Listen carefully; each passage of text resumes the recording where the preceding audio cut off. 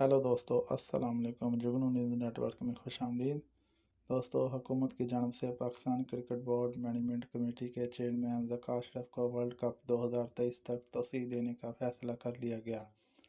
PCB के मौजूदा pattern निगरान वज़ीर-ए-आज़म अनवर उल हक काकर ने एक इंटरव्यू में वाज़ेह किया कि अभी चूँकि वर्ल्ड कप चल रहा है, इसलिए कोई कदम उठाना मुनासिब न होगा। वर्ल्ड कप ख़त्म होने के बाद यह मामला देखा जाएगा। जुमा को चेयरमैन पीसीबी मैनेजमेंट कमेटी के मुस्तकबिल से मुतल्लिक़ वज़ारत बैनुल सूबाई राबता के तरफ से समरी निगरान वज़ीर-ए-आज़म अनवर उल हक काकर को मौसूल हुई। समरी में कहा गया कि मौजूदा मैनेजमेंट कमेटी के चेयरमैन ज़का अशरफ की मुद्दत कल पूरी हो रही है और इनके मुस्तकबिल से मुतल्लिक़ वज़ीर-ए-आज़म अपनी राय से आगाह करें। ज़राए का कहना है कि ज़का अशरफ को वर्ल्ड कप तक तोसीह दिए जाने का इम्कान है।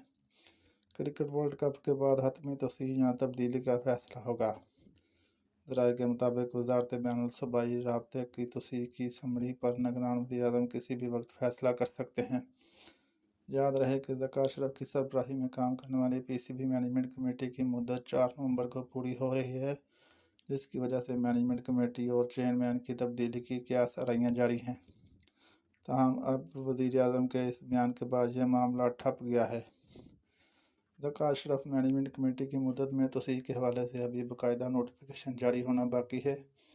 वर्ल्ड कप का फाइनल 19 नवंबर को तय है। इससे पहले अहमदाबाद में 18 नवंबर को आईसीसी की मीटिंग भी शेड्यूल है।